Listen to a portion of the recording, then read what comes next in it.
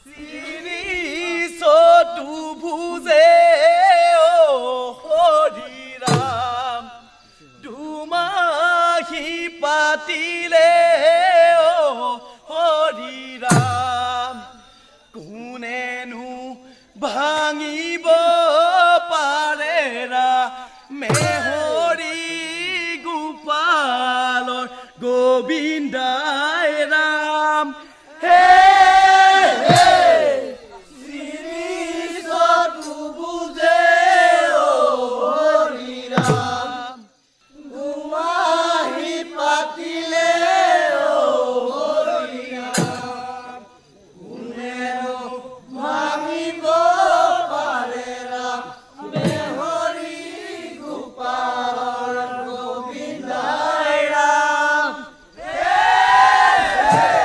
মৰাণসকলৰ জাতীয় উৎসৱ অসমীয়া জাতি যেনেকৈ ৰঙালী বিহুটো এটা জাতীয় উৎসৱ ঠিক তেনেকৈ মৰাণসকলৰো এই ৰঙালী বিহুটো এটা প্ৰধান জনগোষ্ঠীয় উৎসৱ ৰঙৰ উৎসৱ কৃষিভিত্তিক ৰঙৰ উৎসৱ এই উৎসৱৰে এটা প্ৰধান অংশ হ'ল ৰাতি বিহু ৰাতি বিহুটোৱে মৰাণ জনগোষ্ঠীটোৰ যিটো বৈশিষ্ট্য এই বৈশিষ্ট্যটোক অনন্য মাত্ৰা প্ৰদান কৰি আছে লগতে বৃহত্তৰ অসমীয়া জাতিলৈ এটা সাংস্কৃতিক অৱদান আগবঢ়াই আছে ৰাতি বিহুটোৱে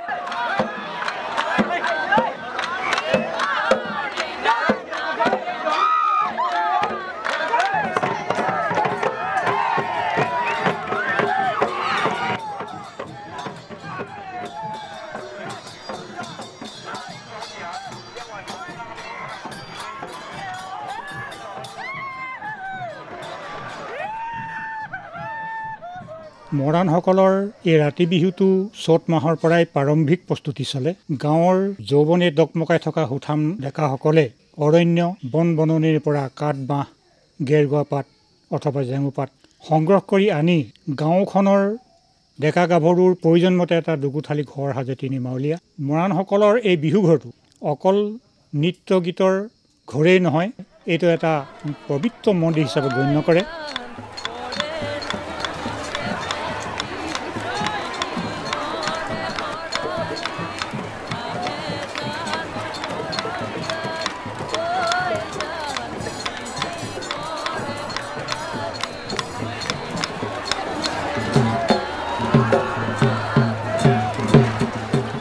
বিহু ঘৰত ইজনে সিজনৰ হাতখন ধৰি ঘূৰণীয়াকৈ আৰু বিহু ঘৰটোৰ একোঠাত ডেকাসকলে গালে সেই হাঁচতীয়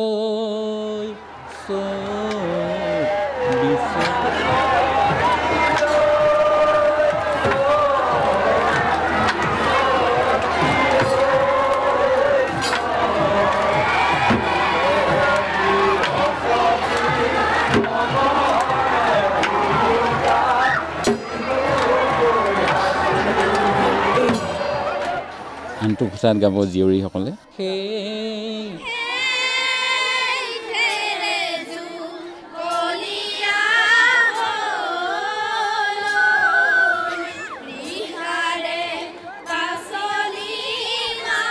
এইধৰণে ঘূৰি ঘূৰি গাই আছে আৰু তাৰ মাজতে আকৌ দুফাকিমান বিহু গাব আকৌ ঘূৰি ঘূৰি পদ গাব আকৌ বিহু গাব এইধৰণে গাই থাকিব আৰু এটা নিৰ্দিষ্ট সময়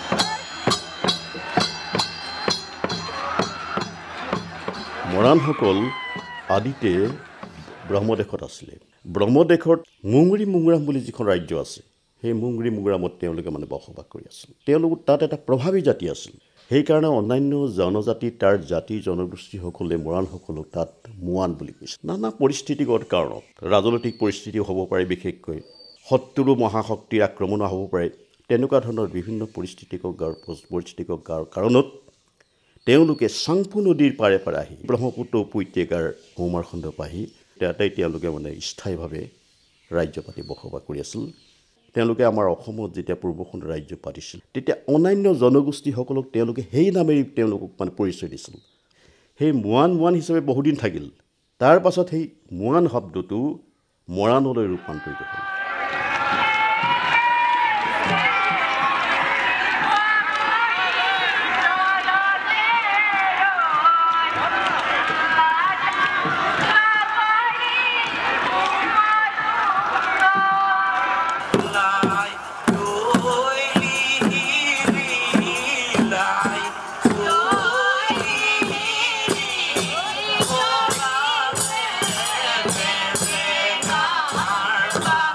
ৰাতি মাজনিশাৰ পিছৰ পৰা যিসকলে চাবলৈ অহা ডেকা ল'ৰা তেওঁলোকক গাঁৱৰ ডেকা ল'ৰাই আহ্বান জনাই বিহু কৰিবলৈ তেওঁলোকক ঢোল দিয়ে। ঢোল দি সেই ঢোল লৈ তেওঁলোকে বিহু নাম আৰম্ভ কৰে। বিহু নাম গোৱাৰ লগে লগে গাভৰুসকলে ঘূৰিবলৈ বাদ দি তেওঁ নাচিবলৈ আৰম্ভ কৰে।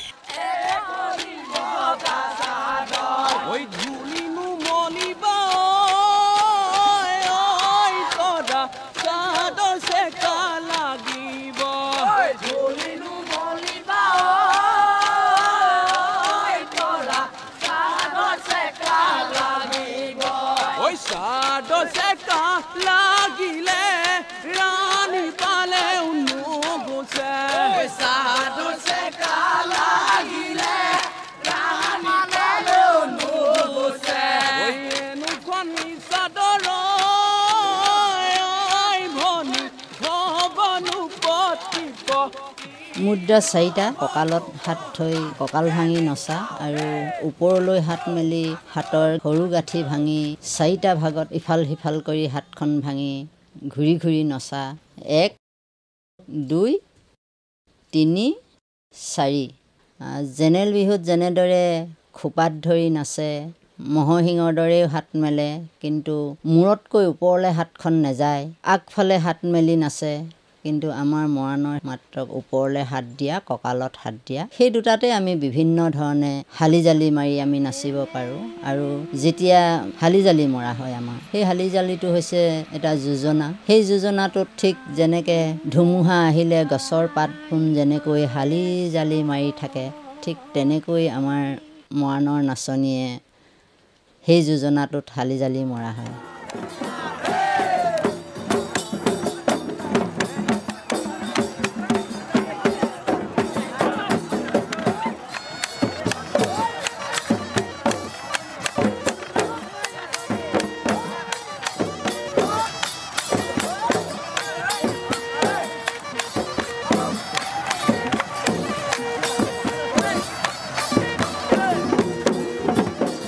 আমাৰ বিহুখনৰ ঢোল, পেঁপা, গগনা, পাতই বন্ধা সুতুলি আৰু বিনটো আছে। আমাৰ সাধাৰণতে ঢোলবিলাক গেনেট গেনেট গেনেট জাং জাং জাং।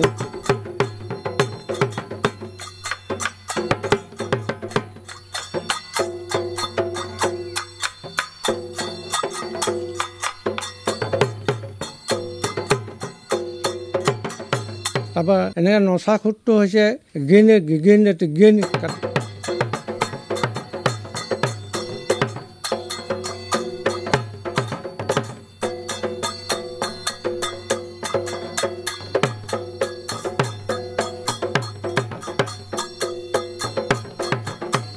আজিকালি সাধাৰণতে ঢোলবিলাক পোৱালি হ'ল। আগতে 4 ফুট পৰ্যন্ত ওলায়। দীঘলটো সাধাৰণতে ওজনৰ মতে কাম কৰে। পেঁপাটো জেঙু পাতৰ বনাইছিলে। এই ম'হৰ শিঙক খুৱাব লাগে বুলি পিনি আগতে নাজানিছিলে। নাচনীয়ে গগনা বজায়, কিছুমান ছোৱালীবিলাকে পেঁপাও বজাইছিল, কিছুমানে আকৌ পাতো বজাইছিলে আকৌ দেই। আজিকালি আকৌ পাত বজোৱা মানুহে নাই। আমাৰ সাধাৰণতে 3টা পতিহে বজায় বাঁহী। বিহুগীতৰ সুৰবিলাক বজাবলৈ ভাল, যেনেকৈ জানুই মৰম লগাই লগাই জানুই চেনে লগাই ল, এইবিলাক সুৰটো তে তে তে তে তে তে।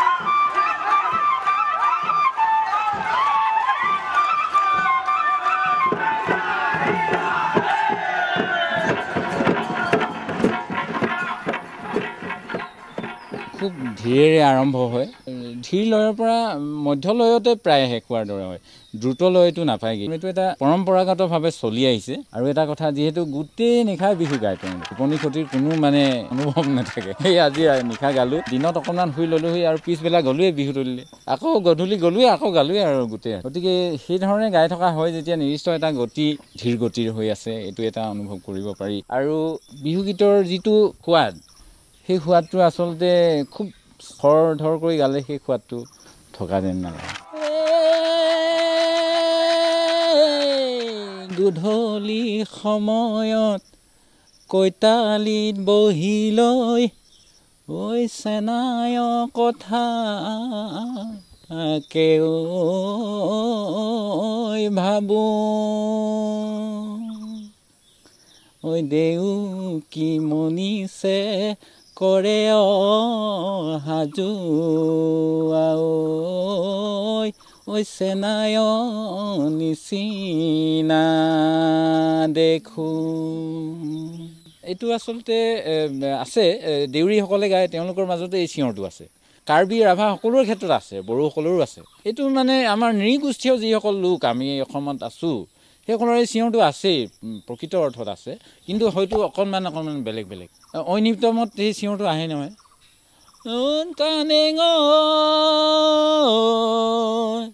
একেটাই য'ৰ যিখিনিৰ পৰা আহিছে বুকুৰ আমঠুৰ য'ৰ পৰা আহিছে আৰু সেই মৰাণসকলৰ এই চিঞৰটো হয় দে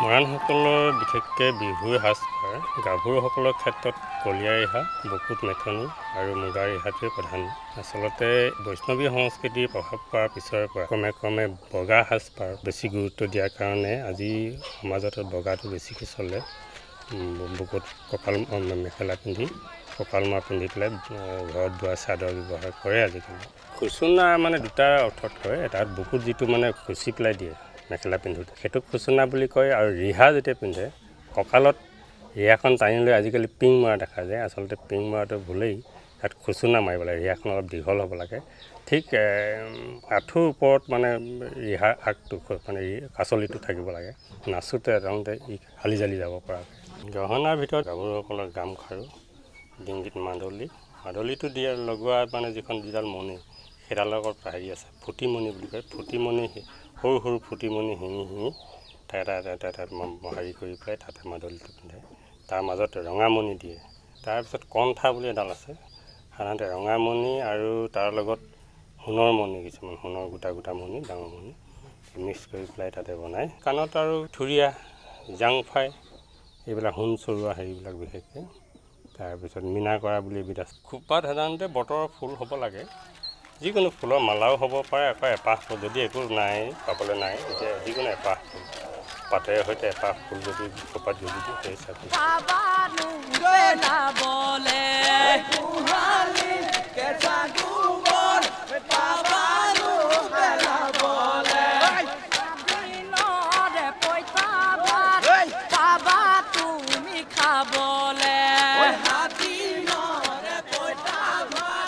পাৰ্থক্য এনেকৈ কিছুমান নাচবিলাক এতিয়া ঢোলৰ চাপৰ গিন তাত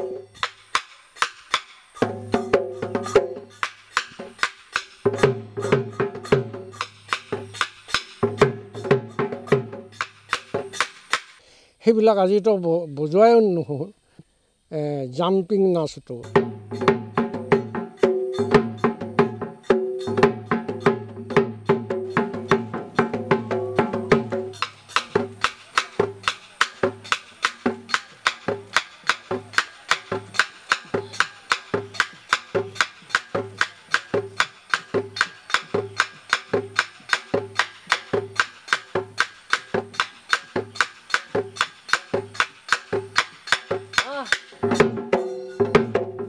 দুলভা মৰাণে সেই জাম্পিঙতে বহুত উৰিব পাৰে যে পখিলা উৰাটো উৰিব পাৰে। হালি জালি এটা অকণমান মাটিত লগাই হালি জালি মাৰিছিলে, গোটেই ছোৱালীবিলাকে মাৰে। তেতিয়া ভূপেন হাজৰিকা কৈছিলে বোলে বৰ দৌৰিছিলা মেঘে গুজৰে বোলে, এই যা মই ঢোলবিলাক ডাঙৰ যে গিগি গিগি গিগি গিগি গিগি মাৰে মেঘে গুজৰে। তেনেকৈ আখ্যা দিছিলে ভূপেন হাজৰিকাই। জয়ন্ত হাজৰিকাও আছিলে।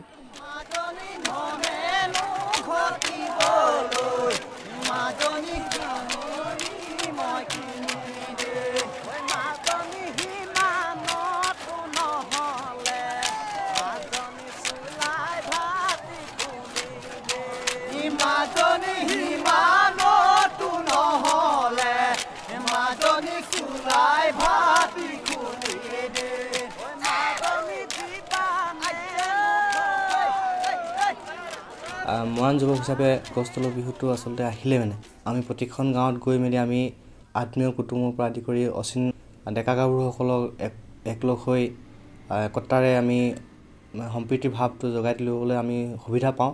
আজি তাৰিখতো উঠি অহা প্ৰজন্মসকলে পৰম্পৰাগত হিচাপে ৰাতি বিহুখন অনুষ্ঠিত কৰি আহিছে। জাতিটোৰ কাৰণে মৰাণ জনগোষ্ঠীটোৰ কাৰণে এটা শুভ লক্ষণ বুলি ভাবোঁ।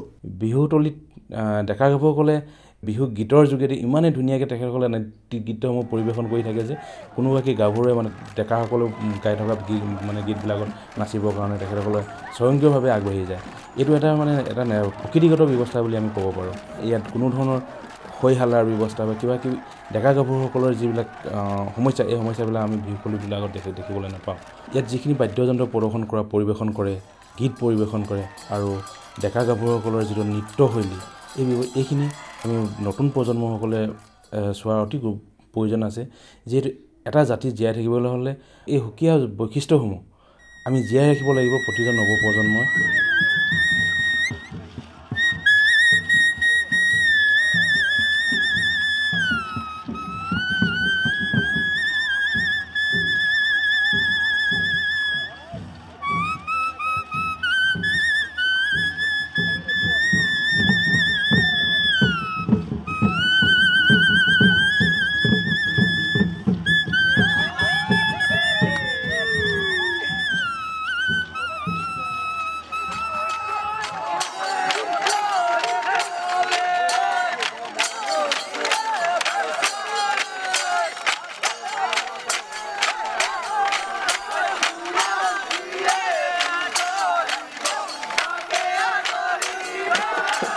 মেট্ৰিক দিয়েই এমাহ 8 দিনৰ কাৰণে ঘৰৰ পৰা ওলাই গৈছে, কেৱল বিহু গাবৰ কাৰণে। চাইকেলৰ পাম্প চাম ৰেঞ্জ চব আছে।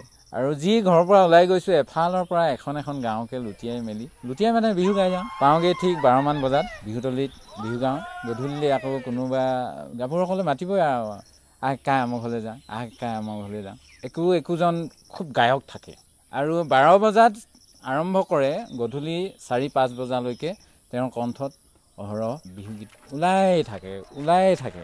মাজত আমি যিকেইজন আছোঁ ছাবষ্টিটিউট টাইপৰ, সেইকেইজনে অলপ সহায় কৰি দিওঁ। বাঁহী এটা থাকে, পেঁপা এটা থাকে। ঢোলৰ প্ৰভাৱ বা প্ৰয়োগটো নাই তাত। আমি মাত্ৰ আলহী ডেকা ল'ৰাৰ বিহু গাইছোঁ। নাচনি আহি আমাক টকা দিলেহি আৰু দিয়ে চাকচনি মাৰি। যদিহে মানে টকাৰ অভাৱ হয় চাকচনি মাৰি দিয়ে। সেই দুটা বস্তু লৈয়ে আমি বিহু গাওঁ। আৰু গাঁৱৰ ডেকাবোৰে কি কৰে, নিজৰ ভনীয়েকহঁতকতো নচুৱাব নোৱাৰে। এতিয়া এই আলহী ডেকা কেইজনৰ পিছফালে গৈ মেলি ঢোল বজাই থাকিবলৈ মনে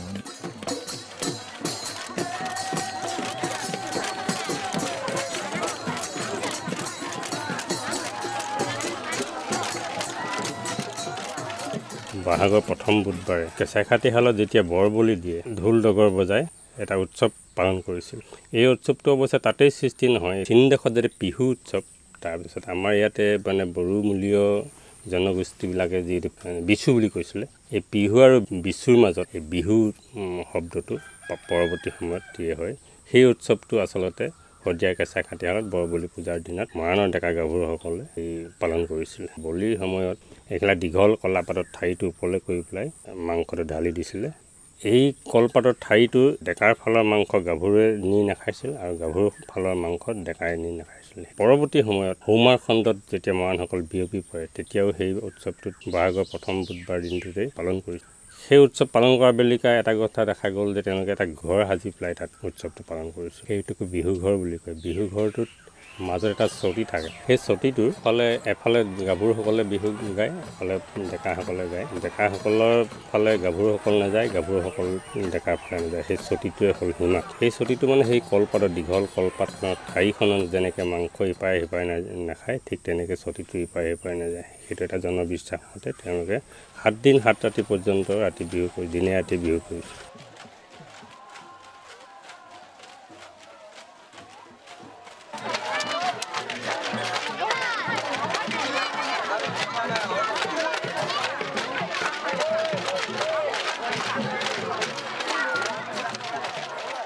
ৰাতি বিহুত আচলতে ডেকা গাভৰু যি প্ৰণয়মূলক গীতবিলাক গোৱা হয় আৰু পদত যিবিলাক মানে সাধাৰণতে আগতে প্ৰকৃতিমূলক পদবিলাক গাইছিলে, যেনেকৈ থেৰজু কলীয়া হ'ল, খোলাতে গধূলি হ'ল, ৰিহাৰে কাচলি মাৰ শালি জালি, বহাগে মুকলি। পৰৱৰ্তী সময়ত এই সনাতন বৈষ্ণৱী প্ৰভাৱ পৰে, তেতিয়া মানে আচলতে কৃষ্ণৰ মহিমাবিলাক গাবলৈ আৰম্ভ কৰিলে।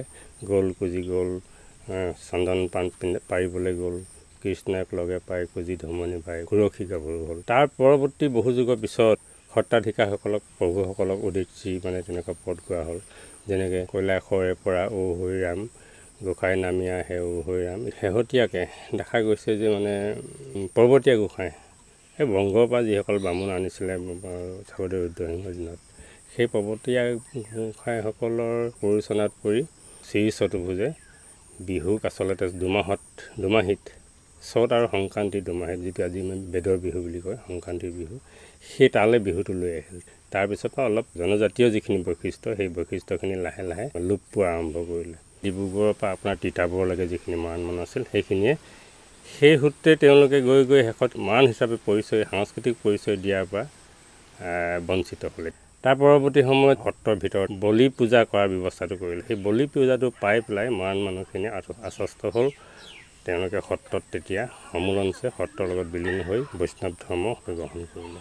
তাৰ পিছৰ পৰাই বিহুটো ধৰ্মমূলীয় হৈ গ'ল। তাৰ আগলৈকে মানে আচল কেঁচা খাটিয়ালতে বিহু আৰম্ভ কৰিছিলে, কেঁচা খাটিয়ালতে বিহু সামৰণি মাৰিছিলে।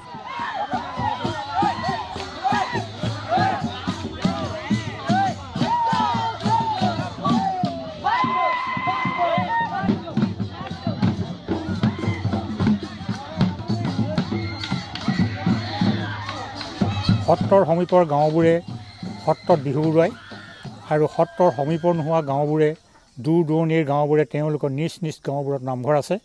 সেই নামঘৰবোৰত ভকতক সমবেত কৰি ভকত সমবেত হৈ গায়ন বায়ন ধৰ্মীয় সাংস্কৃতিক নৃত্য কৰি সেই বিহুটো উৰুৱায়।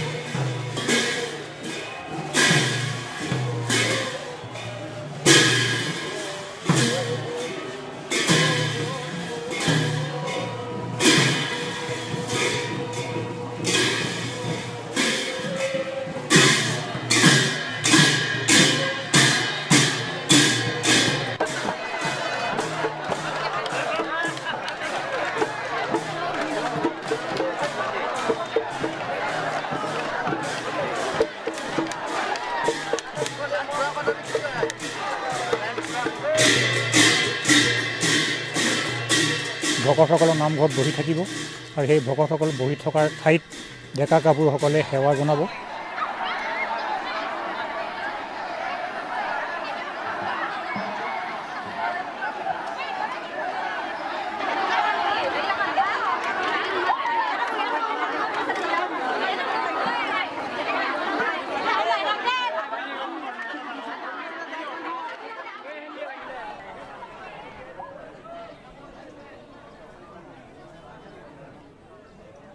সেৱা জনাই বিহু সামৰিছোঁ বুলি সিদিনাৰ পৰা বিহু সামৰি কৃষি কৰ্মত লাগিবৰ কাৰণে ভকতসকলে বা গুৰুৱে হ'লেও আশীৰ্বাদ দিব।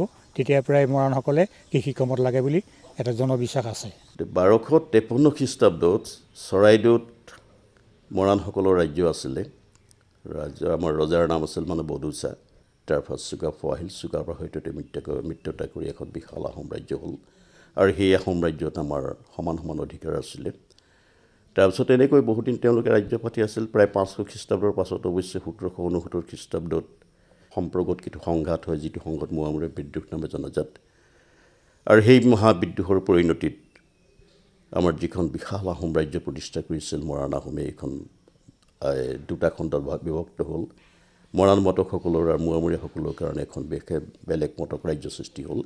তাৰপাছত 1805 খ্ৰীষ্টাব্দৰ পৰা 1842 খ্ৰীষ্টাব্দ পৰ্যন্ত মৰাণ মটকসকলে এই মটক ৰাজ্যত বসবাস কৰি আছিল। তাৰ পাছত 1842 খ্ৰীষ্টাব্দত আমাৰ এই মটক ৰাজ্যখন ব্ৰিটিছৰ অধীনলৈ গ'ল। যেতিয়া স্বাধীনতা আন্দোলন হ'ল ব্ৰিটিছৰ বিৰুদ্ধে, সেই আন্দোলনটোত আমাৰ মৰাণ মটকসকলে বা মোৱামৰীয়াসকল সম্পূৰ্ণৰূপে অংশগ্ৰহণ কৰিছিল। 1947 খ্ৰীষ্টাব্দত যেতিয়া ভাৰত স্বাধীন হ'ল, লগে লগে আমাৰ মৰাণসকলো স্বাধীন হ'ল। কিন্তু মৰাণ মটকসকলে মানে যিটো আশা কৰিছিল যে স্বাধীন অসমত তেওঁলোকৰ যিটো মানে আগৰ যিটো অস্তিত্ব, মহান যিটো অস্তিত্ব মানে সেই অস্তিত্বটো তেওঁলোকে মানে কিন্তু ঘূৰাই নাপালে।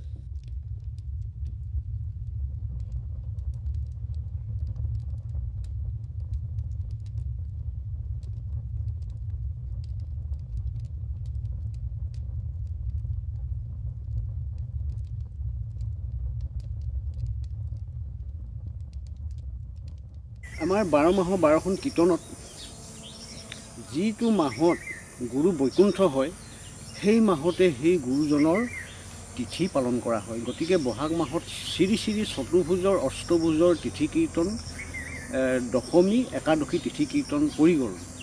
ইতিমধ্যে আমাৰ বিহুখন আহি গ'ল।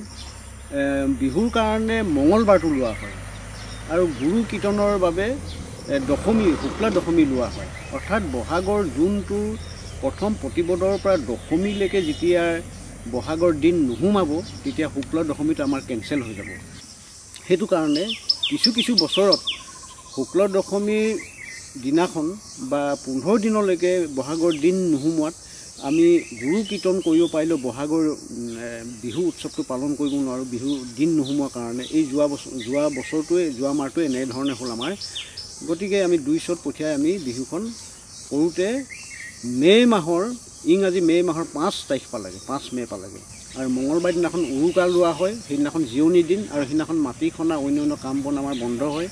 আমাৰ ইতিহাসৰ মতে পৃথিৱীৰ পুত্ৰ মঙল গ্ৰহ, গতিকে পৃথিৱীৰ পুত্ৰ মঙল গ্ৰহক সেইদিনাখন সন্মানৰ অৰ্থে আমি মঙলবাৰ দিনটো আমি মাটি নাখানো, সেই দিনটো আমি উৰুকা হিচাপে আমি পালন কৰোঁ।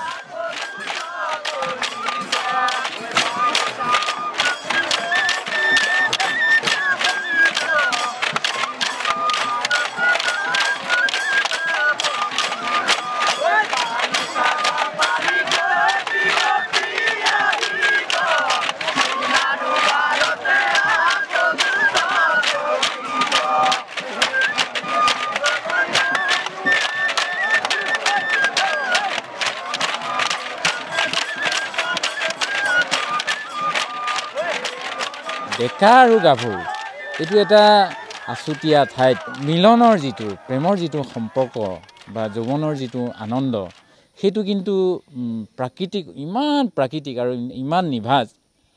আৰু যিয়ে সেই বিহুখিনি অনুভৱ কৰিব পাৰিলে তেওঁহে আচলতে ক'ব পাৰিব যে হয় দেই সঁচাকৈ এইখিনি খুব ভাল। বিহু নচুৱাই থাকোঁতে কোনোবা এজনী গাৰ ৰূপত ধুনীয়া নহ'ব পাৰে, ভাল নাচোন দিছে, তাৰ প্ৰতিও দৃষ্টি এটা থাকে।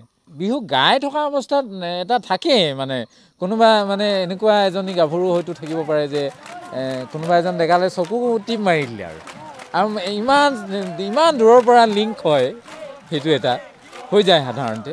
আৰু গোটেই বিহুতলীত সেইটো হৈ থাকে মানে ইজনীয়ে লিংক কৰিব, কোনোবা আন এজনীয়ে লিংক কৰিব, এই ধৰণে আৰু।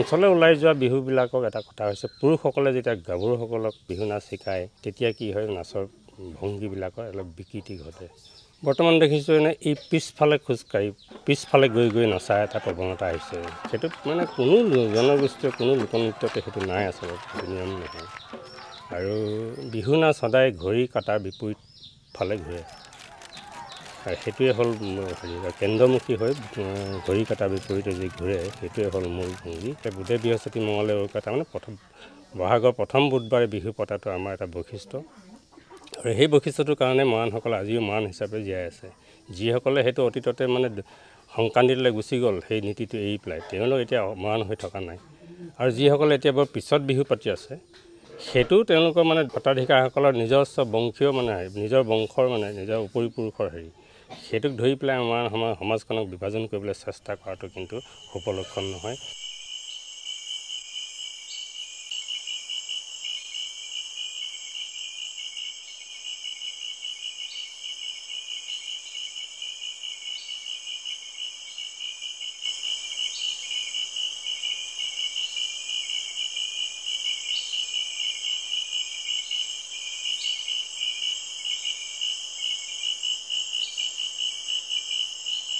এই ৰাতি বিহুটোৰ আন এটা বৈশিষ্ট্য হ'ল এই ৰাতি বিহুটো গাভৰুসকলক নিশা লৈ আহিব লাগিব আৰু বিহু গোৱাৰ পাছত ঘৰত অমজাই থৈ আহিব লাগিব যেতিয়া গাভৰুসকলক ডেকাসকলে অভিভাৱকৰ ওচৰত খুজিবলৈ যাব এটা তামোল পাণ টোপোলা লৈ ডেকাই গাভৰু অভিভাৱক ক'ব যে আপোনাৰ গাভৰুগৰাকী বিহু ঘৰত বিহু কৰিবৰ কাৰণে আমাক লাগে আপুনি অনুমতি দিয়ক তেতিয়া অভিভাৱকে ক'ব ঠিক আছে বাৰু মই গাভৰুগৰাকী দিম কিন্তু কোনো হৰণ ভগন বা অন্যান্য কিবা কিবি অন্যান্য অনীতি হ'ব নালাগিব তেতিয়া ডেকাসকলে এটা শপত লয় যে আপোনাৰ গাভৰু যদি কিবা হৰণ ভগন হয় বা অন্যান্য কিবা হয় তেনেহ'লে 6 লাখ আমি মাটিৰে তেনেকুৱা এজনী আপোনাৰ গাভৰু এগৰাকী বনাই দিবৰ কাৰণে আমি প্ৰতিশ্ৰুতিবদ্ধ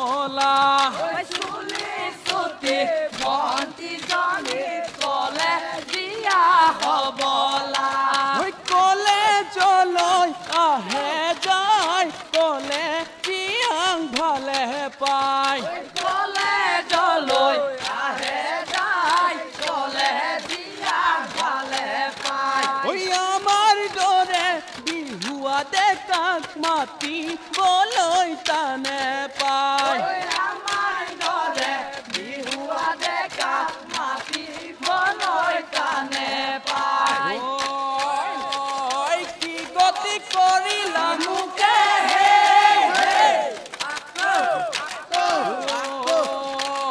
চোতালত বহি লৈ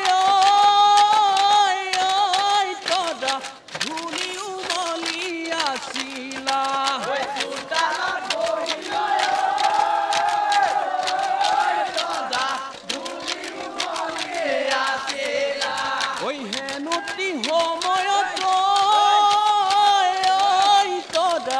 আহিছিলে যান ধুমুহা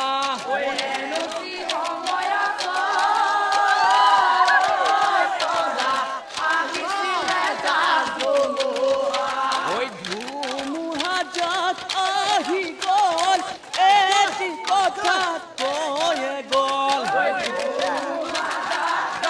বাঢ়িব